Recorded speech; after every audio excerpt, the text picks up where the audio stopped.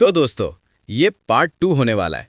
अगर आप लोग ने पिछला पार्ट नहीं देखा है तो आगे का समझ में नहीं आएगा, और आप लोग को पसंद आ रहा है तो लाइक करना मत भूलना। अब आगे बढ़ते हैं। जंगल के एक अंधेरे हिस्से से, जहां मास्टर जुओ अपने साथी के साथ कुछ खोज रहे हैं। दोनों आगे बढ़ते हैं और एक पुराना कॉफिन खोलते हैं, लेकिन तभी पीछे से एक खतरनाक आवाज आती है। क्या ढूंढ रहे हो? ये वही मिस्टीरियस बंदा है जो पहले दिखाया गया था, नाइट स्कल का वाइस प्रेसिडेंट। दोनों तुरंत वहां से भागने की कोशिश करते हैं, लेकिन ये इतना पावरफुल है कि मास्टर जुओ को आसानी से पकड़कर दूर फेंक देता है। जब उनकी साथी पीछे मुड़कर देखती है तो ये बंदा उसके सामने भी आ जाता है और कहता है, अब तुम्हारी बारी है। मास्टर जुओ हार नहीं मानते और स्वॉर्ड से काउंटर अटैक करते हैं, पर यह विलन इतना स्ट्रांग है कि स्वॉर्ड को बीच में ही रोक देता है और दोनों को दूर फेंक देता है। अब दोनों वॉरियर्स एक मैजिकल पैन में ट्रांसफॉर्म हो जाते हैं। विलन हंसते हुए बोलता है, पैन स्टैंड इन टेक्निक, तो इमॉर्टल आर्ट टास्क फोर्स सिर्फ इतना ही कर सकते हैं क्या? पैथेटिक। वो वैंगलिंग के घर की तस्वीर देखता है और एक खतरनाक मुस्कान के साथ कहता है, अगली बारी तुम्हारी है वैंगलिंग। अगले सीन में मास्टर जुओ मिनिस्टर के सामने पूरी सिचुएशन एक्सप्लेन कर रहे हैं। मास्टर जुओ, मिनिस्टर, ये वो ईविल ऑर्गेनाइजेशन है जिससे हम कल रात लड़े। नाइट स्कल नाम है इनका। इनका वाइस प्रेसिडेंट है दुलान। इन्वेस्टिगेशन के बाद पता चला कि हाल ही में फर्स्ट प्रिजन में हुई तबाही, स्कूल में हुआ अटैक, पिछले कुछ सालों में गायब हुए बच्चे, सबके पीछे इसी ऑर्गेनाइजेशन का हाथ है। मिनिस्टर पूछते हैं, उसका कल्टीवेशन रेल्म क्या है? मास्टर जुओ का जवाब सुनकर सब शॉक्ड हो जाते हैं। 9th level pinnacle stage, free immortal master. इतना पावरफुल है कि हम उसका ऑरा भी सेंस नहीं कर पाए। 10th सिचुएशन में मिनिस्टर को एक इंपॉर्टेंट कॉल आती है। कॉल के बाद वो डिसीजन लेते हैं और मास्टर जुओ को नाइट स्कल इन्वेस्टिगेशन यूनिट का हेड अपॉइंट कर देते हैं। मिनिस्टर कहते हैं, हमें ऐसी डेंजरस ऑर्गेनाइजेशन को जड़ से खत्म करना होगा। और तभी मिनिस्टर की डेस्क पर मास्टर जुओ की नजर पड़ती है वांगलिंग के डैड की बुक पर। ये क्या कनेक्शन है? अगले सीन में टीचर वांग कुछ सोच में डूबे हुए दिखते हैं। तभी जियांग वहां आती है और पूछती है, ये लीव एप्लीकेशन किसकी है? टीचर वांग बताते हैं, वांगलिंग की है। कल के अटैक की वजह से वो ठीक नहीं है। वो हमेशा से कमजोर रहा है। वो फील करते हुए कहते हैं, इसके जिम्मेदार हम भी हैं कि ये सब हुआ। इसीलिए मैं कल उसके घर जाने का सोच रहा हूं। फिर टॉपिक बदलते हुए पूछते हैं, वैसे उस चीज का क्या हुआ जो मैंने तुमसे मांगी थी? जियांग एक स्क्रोल ओपन करती है। ये रही वो इन्फॉर्मेशन। मुझे पता है तुम अपने मास्टर को ढूंढ रहे हो। क्या तुम्हें लगता है वांगलिंग के पेरेंट्स तुम्हारे मास्टर से कनेक्टेड होंगे? टीचर वांग एडमिट करते हैं, सालों से मैं उन्हें कन्विंस कर रहा हूं कि रिटायरमेंट से वापस आ जाओ। जियांग, इस इन्फॉर्मेशन को लाने में मुझे बहुत मेहनत लगी। क्या तुम मेरे लिए भी मास्टर वांग झे का ऑटोग्राफ ला सकते हो? टीचर वांग खुश होकर उसे हक कर लेते हैं। तुमने शानदार काम किया। दूसरी तरफ मास्टर जुओ ने वांगलिंग को सूचित कर दिया है कि टीचर वांग उनके घर आ रहे हैं। फ्रॉगी होकर बोलता है, वो यहां जरूर तुम्हारी रियल आइडेंटिटी पता करने आ रहे हैं। वांगलिंग ने अपनी फैमिली को प्रोटेक्ट करने के लिए स्कूल से छुट्टी ली है। अब वो टेंशन में है। अगर टीचर वांग ने सच जान लिया तो? तभी उसकी मॉम फ्रूट्स लेकर आती है। वांगलिंग एक फिलोसॉफिकल सवाल पूछता है, मॉम, क्या आप एक नॉर्मल लेकिन पीसफुल लाइफ जीना चाहोगी, या फिर ऐसी लाइफ जो हिस्ट्री में छाप छोड़ जाए? मॉम बिना सोचे जवाब देती हैं, मैं जरूर नॉर्मल और पीसफुल लाइफ को चुनूंगी। मैं खुश रहूंगी अगर तुम और नवान साथ हो तो। बस इतना ही चाहिए मुझे। मॉम के जाने के बाद वांगलिंग होकर एक मिस्टीरियस बुक निकालता है। लगता है मदद बुलानी पड़ेगी। टीचर वांग अराइव करते हैं वांगलिंग के घर पर और मन में सोच रहे होते हैं, आई होप मेरी फीलिंग्स सही निकले। अंदर आकर वांगलिंग और उसकी मॉम उनका वार्म वेलकम करती हैं। सब बैठते हैं और टीचर वांग अपनी डिटेक्टिव मोड में चले जाते हैं। हम सिर्फ spiritual queen body refinement phase master इतने वीक नहीं होने चाहिए। संभव है कि ये अपना ओरा छिपा रही हो। मुझे इनकी पल्स चेक करनी होगी। टीचर वांग, मैंने सुना आप प्रेग्नेंट हैं। मुझे मेडिसिन के बारे में थोड़ा बहुत पता है। क्या मैं आपकी पल्स चेक कर सकता हूं? वांगलिंग की मॉम मान जाती हैं। टीचर वांग अपना हाथ आगे बढ़ाते हैं और तभी वांगलिंग गेट खोलता है। अब सुन रोंग भी उनके साथ बैठी है। टीचर वांग, तुम यहां क्या कर रही हो? सुन रोंग, मैं आंटी और वांग को देखने आई हूं। वो कुछ हेल्थ पिल्स भी लाई हैं। और फिर रिक्वेस्ट करती है, मुझे वांगलिंग के डैड का एक ऑटोग्राफ चाहिए। मॉम, क्यों नहीं, लेकिन वो अभी बिजी हैं तो तुम्हें वेट करना होगा। सुन रोंग, वैसे टीचर वांग, मैं आपकी और आंटी की बात में डिस्टर्ब तो नहीं कर रही ना? नहीं नहीं, मैं तो बस इनकी पल्स चेक करने वाला था। वो फिर से हाथ बढ़ाते हैं और फिर इस बार सुन रोंग के ग्रैंडपा आ जाते हैं। अब ये भी सबके साथ बैठे हैं। टीचर वांग, आप यहाँ क्यों आए हो? ग्रैंडपा, मैं वैंग की मॉम के लिए 6000 साल पुराना फ्लैट पीच लाया हूं, और वो भी वही रिक्वेस्ट। मुझे भी वैंगजे का ऑटोग्राफ चाहिए। सुन रॉन्ग, वो अभी बिजी हैं ग्रैंडपा। टीचर वैंग अब डिटर्मिन्ड है। तीसरी बार पल्स चेक करने की कोशिश करते हैं। अब स्वॉट सेंट खुद आ जाते हैं। टीचर वैंग, अब थोड़ा है, मैंने एक्सपेक्ट नहीं किया था कि स्वॉट सेंट और डाउन सेक लीडर खुद यहां आएंगे। आप यहां क्यों? स्वॉट सेंट, वांग की मॉम को देखने। टीचर वैंग वो कपड़ा हटाते हैं जो स्वॉट सेंट लाए हैं, और अंदर एक ऑटोग्राफ बुक। टीचर वैंग, मुझे पल्स चेक करनी ही होगी चाहे कुछ भी हो जाए। वो चौथी बार हाथ बढ़ाते हैं। मास्टर जू और मिनिस्टर खुद वहां पहुंच जाते हैं। अब पूरा लिविंग रूम वीआईपी गेस्ट से भरा हुआ है। मास्टर जू को देखकर, तुम यहां? टीचर वैंग, मैं ऑटोग्राफ के लिए आया हूं। मिनिस्टर, आप सबको इतना फॉर्मल होने की जरूरत नहीं है। क्यों ना हम सब मेडिटेट करें और वांग जी का वेट करें। और फिर पूरा सीन दिखाया जाता है। सभी पावरफुल कल्टिवेटर्स मेडिटेशन में बैठे हैं और बीच में टीचर वैंग उदास मुंह लटकाए बैठे हैं। कहीं दूर एक कॉफिन दिखाया जाता है। अंधेरे में से नाइट स्कल का वाइस प्रेसिडेंट निकलता है, अपने वेपन्स के साथ रेडी। सब मारे जाएंगे। वांग लिंग, तुम्हारा अंत आ गया है। वो कॉन्फिडेंट स्ट्राइड के साथ गेट खोलता है और फिर पूरा सीन फ्रीज हो जाता है। उसके सामने मास्टर जुओ, मिनिस्टर, स्वॉट सेंट, डाउनसेक लीडर, सुन रोंग का ग्रैंडपा, टीचर वैंग और सब के सब उसे घूर रहे हैं। विलन, हा, लगता है मैं गलत घर में आ गया। वो तुरंत गेट बंद कर देता है, फिर से खोलता है और सब अभी भी उसे देख रहे हैं। वांगलिंग, पीछे से, अब आ ही गए हो तो अंदर क्यों नहीं आते? मास्टर जू, ये तो नाइट स्कल का वाइस प्रेसिडेंट है। इमीडिएटली स्वॉट सेंट और मास्टर जू अटैक कर देते हैं। विलेन भाग निकलता है वहां से और सभी पावरफुल मास्टर्स उसके पीछे भागते हैं। वो उस बॉक्स को खोलते हैं जो सुन रोंग का ग्रैंडपा लाया था और खाने लगते हैं। ये कौन लाया? टेस्ट अच्छा नहीं है। वो एक लेजेंडरी ट्रेजर को ऐसे खा रहे हैं जैसे कोई नॉर्मल स्नैक हो। तभी वांगलिंग की मॉम आती हैं। इन सबको ऑटोग्राफ दे दो ना।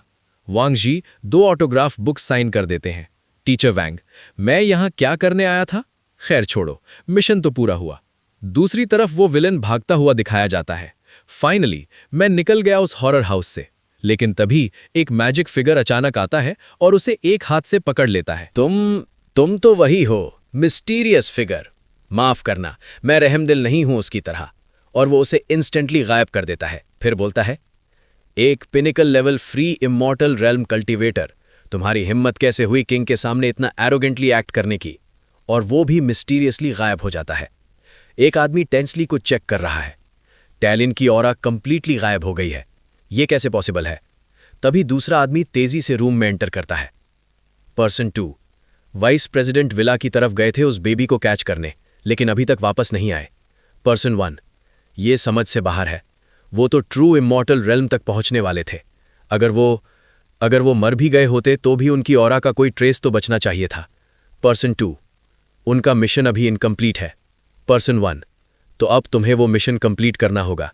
पर्सन 2 लेकिन मुझे तो लॉर्ड बाईजी को रेस्क्यू करने की रिस्पॉन्सिबिलिटी मिली है। पर्सन 1 टेंशन मत लो, वो काम मैं संभाल लूंगा। सीन चेंज होता है। एक ह्यूज एरीना जहां थाउजेंड्स ऑफ लोग गैदर्ड हैं। हर डायरेक्शन से कल्टिवेटर्स आए हुए हैं।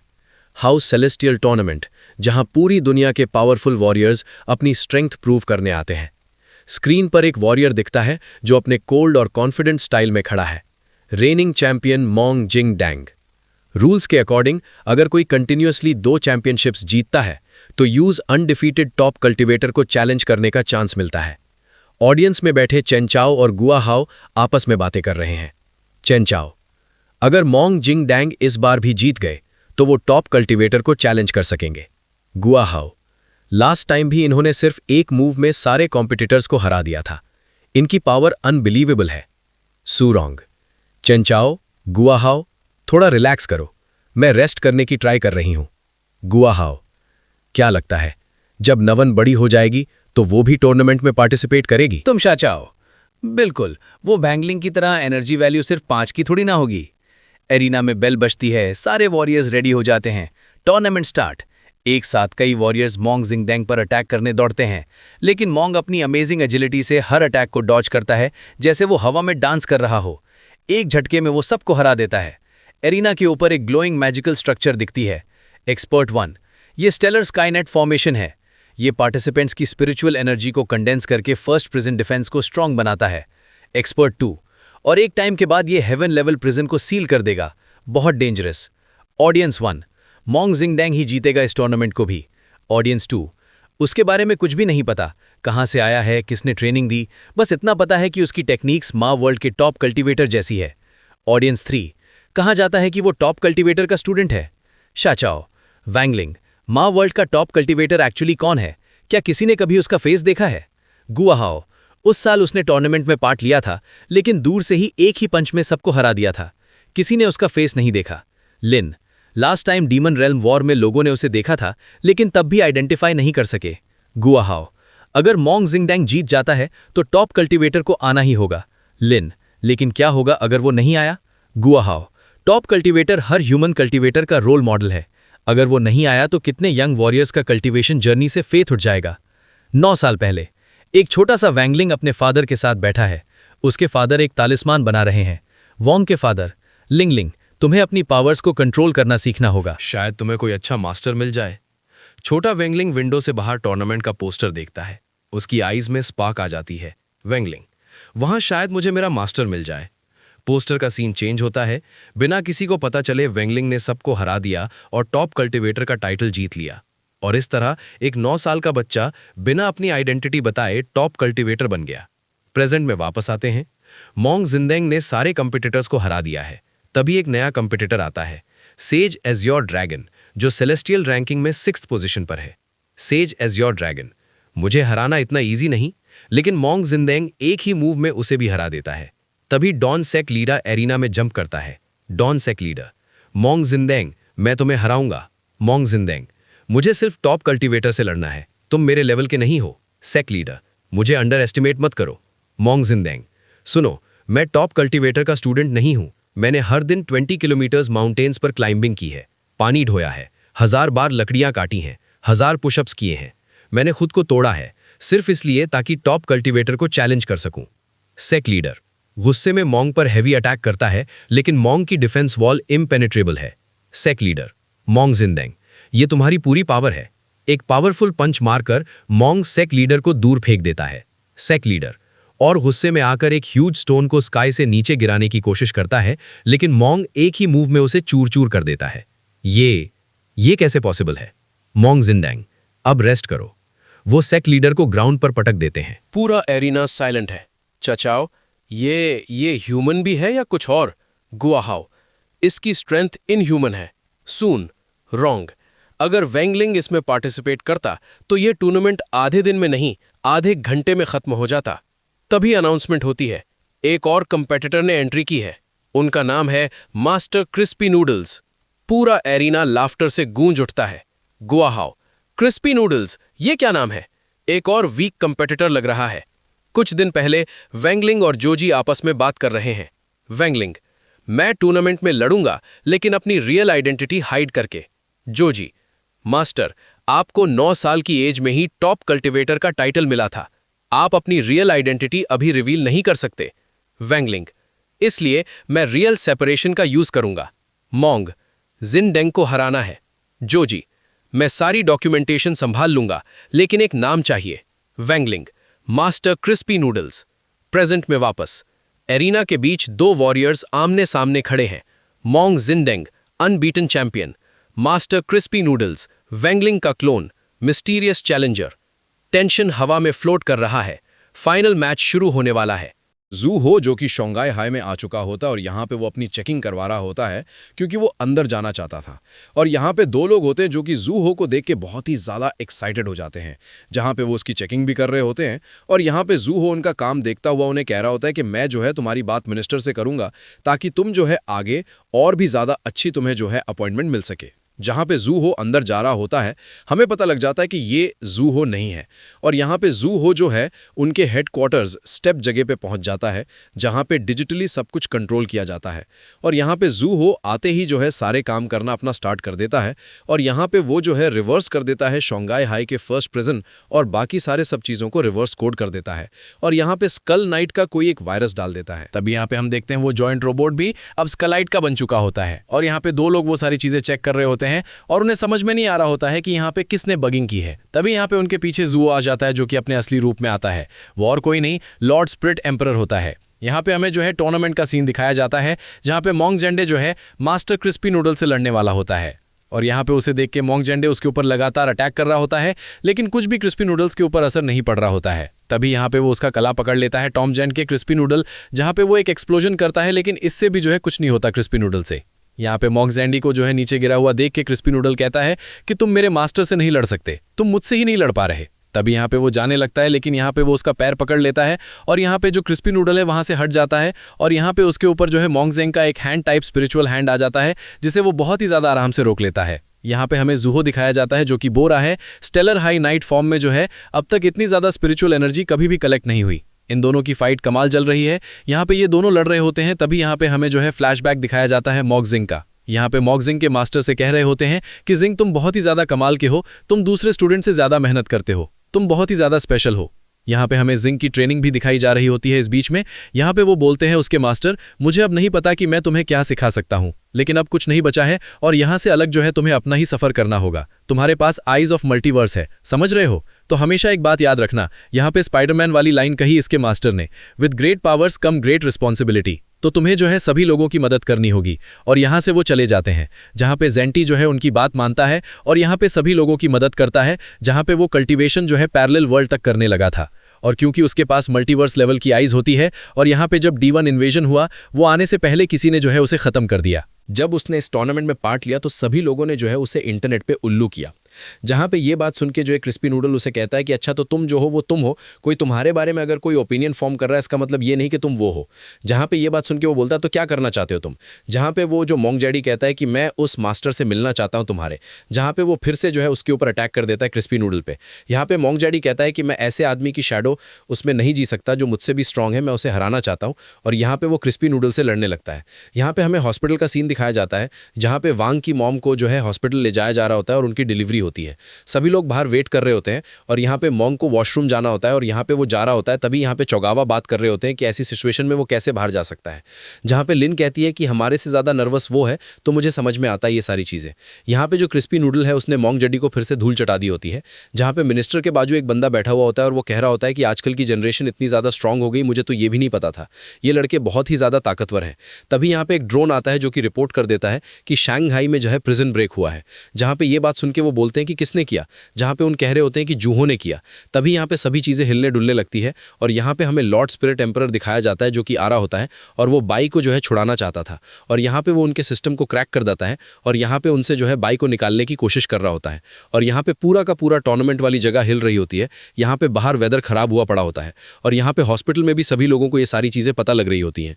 तभी यहाँ पे हॉस्पिटल में एक पोर्टल खुलता है जहाँ पे वो मोटा आदमी बाहर निकलता है और यहाँ पे वार्ड की तरफ आगे बढ़ रहा होता है, वांग की माँ जहाँ पे है।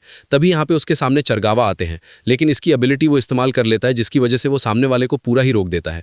और यहाँ पे वो इतना स्पिरिचुअल ऑरा इसका ज़्यादा होता है कि चौगावा, लिन और जो सुन रॉन्ग है वो हिल भी नहीं पा रहे होते हैं। यहाँ पे वॉट के अंदर का हमें सीन दिखाया जाता है।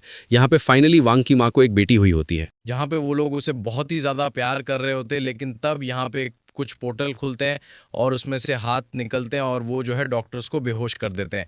फिर यहाँ पे हमें जो है शगाई हाई का सीन दिखाया जाता है, जहाँ पे फाइनली उसे जो है छुड़ा दिया गया होता है लॉर्ड बाइजी को, और यहाँ पे वो एक बड़ा सा छेद करता हुआ एरिना से बाहर निकलता है।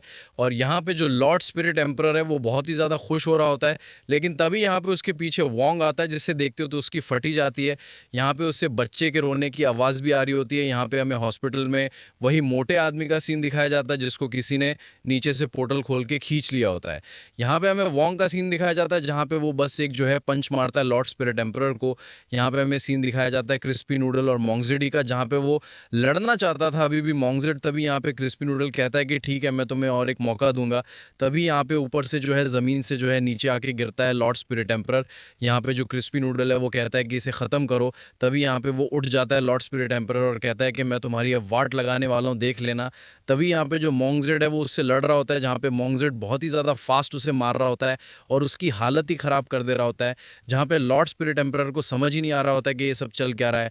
फिर यहाँ पे हमें न्यूज़ में दिखाया जाता है कि एरिना में से जो है छेद हो चुका है और एक जो है कैदी भी बाहर भाग चुका है। ये सारी चीज़ें न्यूज़ में चल रही होती हैं। यहाँ पे हमें जो है हॉस्पिटल का सीन दिखाया जाता है, जहाँ पे वोंग लिंग, उसकी छोटी बहन और उसके मॉम एंड डैड होते हैं। यहाँ पे सभी लोगों ने कुछ ना कुछ लिख के भेजा होता है, जहाँ पे सून रॉन्ग जो है नवान के लिख के कह रही होती है कि तुम्हारे भाई को जो है और एक जने को प्रोटेक्ट करना होगा। यहाँ पे चौन ने जो है नवान के लिए लिखा होता है कि 6750 दिन बाकी हैं तुम्हारी ग्रेजुएशन के लिए, तब तक के लिए मैं वेट करूँगा कि तुम कितनी ज़्यादा कमाल की हो जाओगी जब बड़ी हो जाओगी। यहाँ पे वॉन्ग लिंग ने भी जो अपनी बहन के लिए गिफ्ट लाया होता है जो कि क्रिस्पी नूडल्स होते हैं, और यहाँ पे वो कह रहा होता है कि मुझे लगता है कि तुम्हें भी क्रिस्पी नूडल्स पसंद आएंगे जितने मुझे पसंद आते हैं। सीन शिफ्ट होता है एक सीरियस सीन से। चेंचाओ के डैड उनके सामने एक लेजेंडरी वेपन लेकर आते हैं, गोल्डन ब्लेड। डैड कहते हैं ये गोल्डन ब्लेड हमारी चेन फैमिली में जनरेशन से चला आ रहा है, तुम अब बड़े हो गए हो, अब टाइम आ गया है ये तुम्हें देने का। चेंचाओ ओके बोलता है, मुझे तो पता ही नहीं था कि हमारी फैमिली के पास ऐसा ट्रेजर भी है। डैड एक्सप्लेन करते हैं, इस ब्लेड में है हमारे फाउंडिंग एंसेस्टर की मार्शल सोल। अगर तुम इसे हैंडल कर पाए तो इसका मतलब तुम्हें एंसेस्टर का अप्रूवल मिल गया। और वो चेंचाओ के हाथ में वो हैवी वेपन दे देते हैं, लेकिन चेंचाओ इसे संभाल नहीं पाता और वो नीचे गिर जाता है। डैड निराश होकर इसे उठाकर वापस रख देते हैं। चेंचाओ के पूछता है ये इतनी भारी क्यों है। डैड का ब्रूटल रिप्लाई, एक कावर्ड चेन फैमिली की फ्यूचर की रिस्पॉन्सिबिलिटीज नहीं संभाल सकता। ये सुनकर चेंचाओ का दिल टूट जाता है। वो कंप्लीटली अपसेट और डिसअपॉइंटेड होकर वहां से चला जाता है। चेंचाओ जैसे ही बाहर निकलता है उसके फेस पर एक पोस्टर आकर चिपक जाता है। पोस्टर पर लिखा होता है, power increase training become stronger. Next scene में हम देखते हैं वॉन्ग नवान को जो अपनी पावर से पूरा सामान हवा में उड़ा रही है। Everything floating, furniture, toys, bottles, सब कुछ। तभी वैंगलिंग उसके पास आता है और प्यार से उसे दूध देता है, और जस्ट लाइक मैजिक नवान शांत हो जाती है और सारा सामान वापस नीचे आ जाता है। डैड हंसते हुए कहते हैं, लगता है सिर्फ तुम ही अपनी सिस्टर को पावर कंट्रोल करना सिखा सकते हो। वैंगलिंग बोलता है, लेकिन मैंने खुद अभी ये सही से नहीं सीखा। तभी वहां भी वही पोस्टर गिरता है। वैंगलिंग इसे देखकर डिसाइड करता है, चलो नवान को muscle remodelling with protein sect में ले चलते हैं। वैंगलिंग नवान को लेकर सेक्ट के अंदर जाता है। एक इंस्ट्रक्टर उनके सामने होता है। वैंगलिंग पोस्टर दिखाता है। इंस्ट्रक्टर होकर कहता है, एक बच्चे को यहां लाना डेंजरस हो सकता है। वैंगलिंग रिप्लाई करता है, मैं यहां इसे एनरोल कराने आया हूं। इंस्ट्रक्टर की आंखें फटी की फटी रह जाती हैं। तभी सुन रोंग वहां एंट्री लेती है। उसे देखते ही सभी लॉ क्रेजी हो जाते हैं। सुन रोंग वैंगलिंग को हेलो बोलती है। इंस्ट्रक्टर होकर पूछता है, तुम इन्हें जानती हो? सुन रोंग एक्सप्लेन करती है, रूल्स के according black gold VIP members 2 members ला सकते हैं फ्री में। इंस्ट्रक्टर तुरंत एटीट्यूड चेंज करता है, हाँ क्यों नहीं, आ जाओ। सुन रोंग बताती है, यहाँ के इक्विपमेंट्स शंघाई में सबसे बेस्ट है ट्रेनिंग के लिए। तभी चचाऊ की आवाज़ आती है। वो एक बंदे के पीछे भाग रहा होता है जिसका नाम है कांगलांग। चचाऊ कहता है, मुझे पर्सनल ट्रेनिंग दे दो जिससे मैं भी स्ट्रांग बन सकूं। आप मेरे आइडल हैं। लेकिन फिर बोल देता है, वैसे जिंगडांग ने आपको एक ही मूव में हरा दिया था, लेकिन फिर भी आप बेस्ट हो। कांगलांग का मूड खराब हो जाता है।